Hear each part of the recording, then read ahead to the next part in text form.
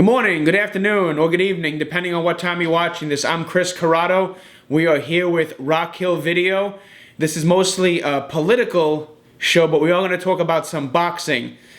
When I did the interview, unfortunately, you can't hear my voice, so I just wanted to give you a quick update and share with you what we did talk about. This first video is about Tony Soto. He's a pro boxer that's going to be fighting at the end of September. I talked to him on Monday the 17th. Basically, what we talked about was some questions on his personal life, where he's from, when did he start boxing, why does he box, his weight class. We talked about how many professional fights he's had, his influences, his favorite parts about boxing, his least favorite parts about boxing, advice he has for new boxers, how he feels before a fight, what he likes to do to get ready, thoughts that go through his mind while he's fighting, how he learns to overcome when he gets hurt and he's tired during a fight. Then, of course, the flip side of things, when he's dominating somebody, what type of thoughts go through his mind then. And then we talked about politics. We definitely wanted to get some information to share what he thought about the 2020 election, his thoughts on Black Lives Matter and racial division going on in our country right now, his response to COVID-19, and how all of this impacted his boxing and personal life. And then at the end of the interview, what we did was we wanted to find out what else he wanted to share. So I do apologize if it seems a little off. For some reason, when we recorded this via Zoom, you can't hear my voice, so you'll mostly hear him talking. But it should be pretty easy to follow along with. As I always like to say at the beginning of every interview, the point of this is to bring people on, to have an open forum to talk about the issues and share what they want. I don't bring anybody on here to bash or praise them. Basically, I'm a Puerto Rican, born in Brooklyn, raised in Brooklyn. I moved over here to North Carolina, which is a big culture shock. I learned a lot about myself when I moved out here, and I'm a proud father and husband. I got two beautiful little girls. I couldn't ask for anything else. I'm a happy man. Started boxing. Let's say I per se started boxing on the street, and I was actually like a little underground fight club thing that we had in New York, and we just put on some MMA gloves and just me and a bunch of buddies just used to just duke it out. Next thing you know, I'm about maybe 19 years old, walking past the Tiger Showman, and I looked at one of the senseis. He looked at me. He kind of didn't like the way I looked at him. He told me to come inside, and I went inside, and I was all gun ho. And he put some gloves on me, and he beat the living shit out of me. And that right there, I was hooked.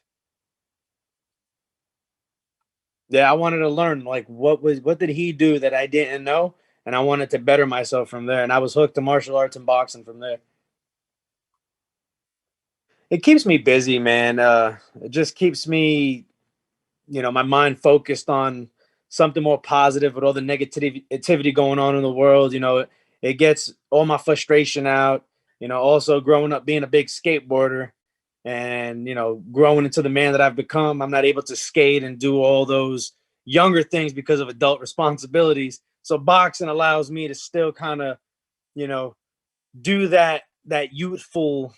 See, I sound like an asshole right here. I want to back it up. All right, can you ask the question again? My bad, bro. Like I was saying, I do boxing because it just basically keeps me, my mind. Damn, I got a brain fart right now, bro. I'm sorry. Yeah, but what boxing does for me is just it gets my frustration out. It's a form of my expression. It makes me feel good, and I like to look good.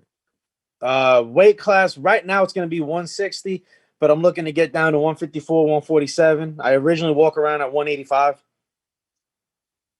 That's what I walk around at, yeah, but I will never fight out that way. I'm 5'9". I'll be fighting Godzillas. My favorite thing about boxing is just hitting somebody. I just love cracking somebody good and just seeing their facial expression, and when they try to pretend they got a poker face and you hurt them, and you put that pressure on them. My least favorite thing about boxing is how high those shorts are, and it's hard to tell sometimes when you get a low blow. A lot of people can't really tell how high those shorts are, and then I don't know. That's how I feel, man. I've been hit. My first amateur bout, I got at Gleason's. I got hit with a really bad low blow, and nobody could tell. I guess because the way the shorts were. That's just my opinion. I feel like I'm way overdue. I feel like I should have been. This should have been happened a long time ago already.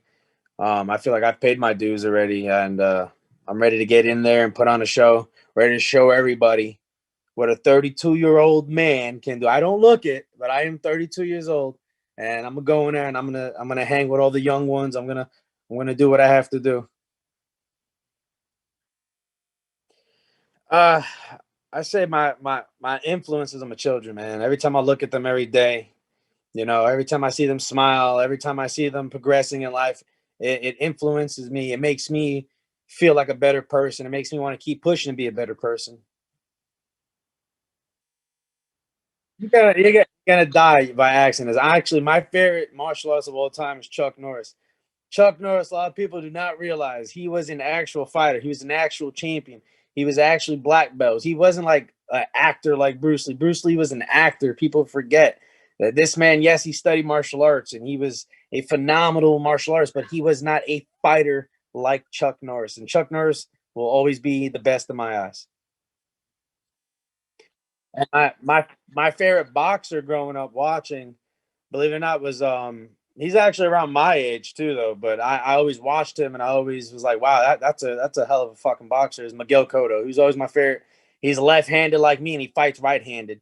So that's something me and him have in common, and I think that's pretty cool. I think the best thing you can do is work on your technique. Start with the basics. Start from the beginning. Don't just go in and try to spar. Sparring basically is the easy part. Anybody can go in and throw punches, but getting some good punches, getting some head movement, learning your body, learning which direction to go after throwing a punch, learn how to hit the bag, all that stuff. Take your time and work on your technique. And from there, work on some cardio, get some running going, get some jump rope going, get some swimming, get some good training before you go ahead and step in there and try to hit somebody because they're gonna try to take your head off. The truth, a lot of people don't know about me as relaxed and not scared. I'm not scared of a goddamn soul. So it's like the thing about me is right before every fight, I catch what's called a full blown anxiety attack, and I think it is the best thing that could ever happen to me before anything is because of all this like nervousness, anxiousness, ready to go in there. I'm literally in the back screaming. If you see me, I lose it. And as soon as they call my name and my music goes, all of it just leaves, and I get this sense of calmness. It's basically like it's like a wave. It's like a wave of anxiety that hits me to like this straight calm, cool, and collective. The way I usually get ready for a fight is I like to primarily work on my cardio. I like to make sure that if the fight does go to the second, third, fourth round, I want to be ready for it. I don't want to just go in and try to get the quick knockout. And when I get in there, I'm not trying to look for the knockout. I let the knockout come. I try to fight smart. Um, I usually prepare honestly my mind over anything because you got to be mentally prepared before you even step in there. If you're not mentally prepared, you're not ready to fight. And that's usually how I get ready. Oh yeah, absolutely. Absolutely. I'm usually watching. Usually, I like to see what their movement are, what their ticks are, how they're gonna react if I throw a feint, how they're gonna react off my jab, what do they react off like little movements and little things that I do, and I try to get that fight IQ up and just try to see their reactions and how they act after I hit them. Even with sparring too, I like to simulate a fight when I'm sparring. If I'm sparring with somebody I've never sparred before, I like to try to get my fight IQ up by watching them. So it's I don't know. It just I'm just in there. I don't know. I really don't know. I know I know it's coming though. I got a pretty good fight IQ. I can tell what you're doing after maybe the first minute.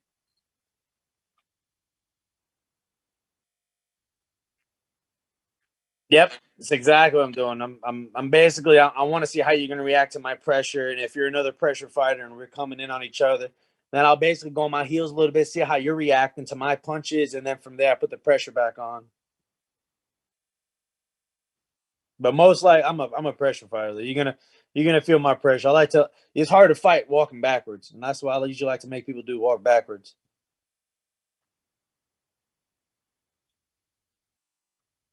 Well, I had a kickboxing match once at ECF where I was fighting a southpaw and I kept dipping to one side, and he timed it with a nice head kick, and I didn't remember the second round at all. Actually, I didn't remember anything from the second round. I didn't even remember actually being dropped. Um, I remember at the end of the fight, somebody said, "Tony, you got dropped." I'm like, "Where the fuck did I get dropped? I don't remember that. I didn't get dropped. I don't know how I lost that fight, which I did win the first and the third round.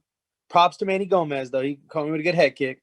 And I really didn't remember it, honestly. And they said I recovered fine. I went back in there and I was very technical still. So honestly, it's a question that's hard to answer because you don't know until it happens. So it's like I've been rocked in the gym and I have a really, really good poker face because I stay with pressure. But in an actual fight, it's a little different because you're throwing with heat. You're trying to actually take somebody's head off. They're trying to take your head off. It's going to feel a lot different. I don't know if I answered that question correctly, but it's just, yeah, I was fine. I didn't even have nothing wrong. It just, it just hit that button. I guess I don't know. It was literally I got hit, dropped to a knee, popped back up, my hands up, but the ref still gave me a 8 count because it's a kickboxing match. I didn't remember it. I didn't remember shit. No, I didn't even have a headache. We went to Applebee's after. I was like, oh man, whatever. Yeah. Well, with all the backouts I've had, I have actually missed like over two Thanksgivings, and it got to the point where I was like, I'm tired of like cutting weight or just staying in shape and then not getting a fight. And I've also been promoting myself, and that's probably what another big problem was. A lot of people knew who I was because when I first moved to North Carolina, I went and I traveled to all these gyms and I've sparred with all these different people and I trained with all these different people. So everybody knew me out here. So that's another reason why people wouldn't take the fight. So that was my mistake. You got him hurt, kill him. Let's go. And when I'm trying to swing at somebody in a fight, I'm trying to kill him. Hats off to anybody who steps in it with me, but I'm trying to kill you. Like once that bell rings, after we can have drinks, we can have a beer, we can cut a steak. But right now it's business and I'm trying to kill you. That's what's going through my head. I have a rule when it comes to sparring. You hit me like you want to be hit. So if you're hitting me hard, I'm gonna hit you hard. If you're going light on me, I'm gonna go light on you. So that's my rule. So new guys, you come in all gun ho, you're gonna get humbled. Um, Not really. I love the sweet science. I love everything about boxing. I love everything that boxing has done for me. Um, I just can't wait to get in there September 26th, put on a hell of a show everybody what I've been capable of for a long time, and get this train rolling.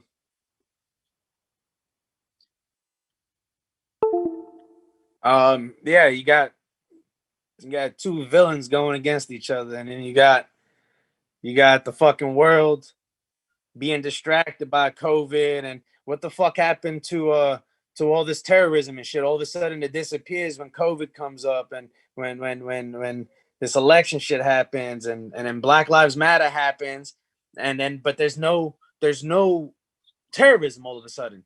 So I feel like this is all distraction and this is just ways for the government to basically distract us as Americans and do what they want. And they know who they're going to pick at the end of the day. Me personally, I just really don't have the biggest, strongest feelings for either parties. You know, hey, I'm not a liberal. I'm not a Democrat. I'm honestly, I'm just a regular guy, just wanting the best for my country. And I just feel like these guys are just not the right ones for us.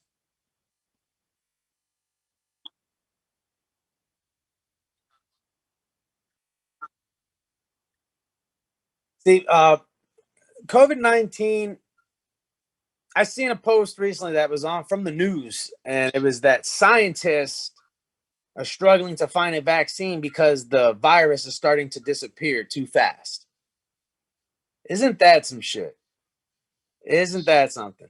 And it's something that has a 99.8 or 98 point something survival rate, right? So it's like, realistically speaking, it's like the flu. The flu's worse, if anything. More people die from obesity every day. So it's like, seriously, this is way, way over proportion. I think they're doing this. They're going over the top with this, and they're riding with it. And it's just a way to control us as Americans. You're telling us what we need to do and what we can't do. That's what I think it is.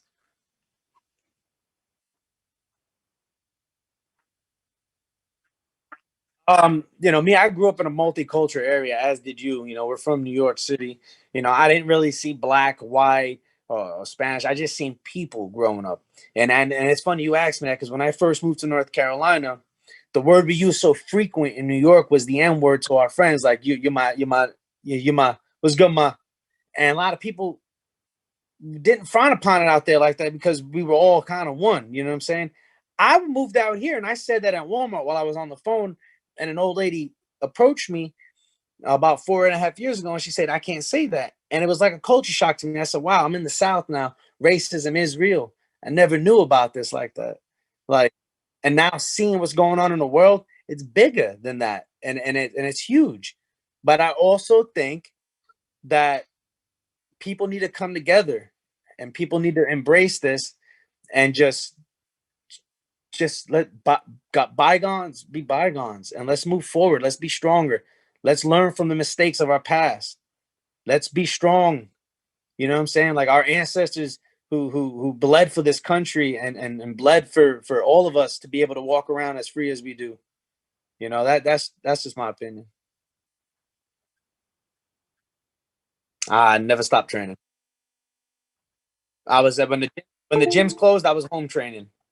Like I never stopped. I never stopped. Yeah. Yeah, I was supposed to fight March 28th, and COVID, the the the COVID-19, uh, basically canceled my fight for March 28th, which got pushed to September 26th. So yeah, that was a big upset for me. Yes, sir. I was born in Sunset Park, Lutheran Hospital. My parents are from Brooklyn. Uh, my grandmother was born in, I believe, Queens. All my family, from what I know, has been all from New York. I got family in Puerto Rico, but as far as I know, like my great grandparents are from Puerto Rico, but I know my grandparents are from New York. Honestly, Puerto Rico is part of America, whether they like it or not. It's America. It is what it is. It's kind of like the Caribbeans. The Caribbeans are still owned by the United States. It's a territory, and I like it the way it is. I don't think it should be a state. But it is still a territory, and it is part of the states. I don't know if I answered that correctly. I might sound like an idiot, but yeah, I think everything's good the way it is. I think everything's good the way it is. I'm the type of person, if it ain't broke, don't fix it. Like, I don't think any towards me for political views, because I think it's all bullshit. I think it's all bullshit. And yeah, you got all these motherfuckers trying to run our country when we're the ones working. We're the ones pouring out our tax money to pay for shit. These guys aren't. They're just pointing fingers and pushing pencils to tell us what to do with our money. So that's my opinion. To close out, just want everybody to let you guys know, my name's Tony Loco Soto. I'm from Brooklyn, New York, fighting out of North Carolina. I'm fighting out of 4M Fitness over an Indian Trail. I'm blessed to be here. I'm blessed to be able to fight. I'm blessed to be who I am. Love you guys. I drive an hour and 20 minutes to go to my gym. So that'd be almost 2 hours for you.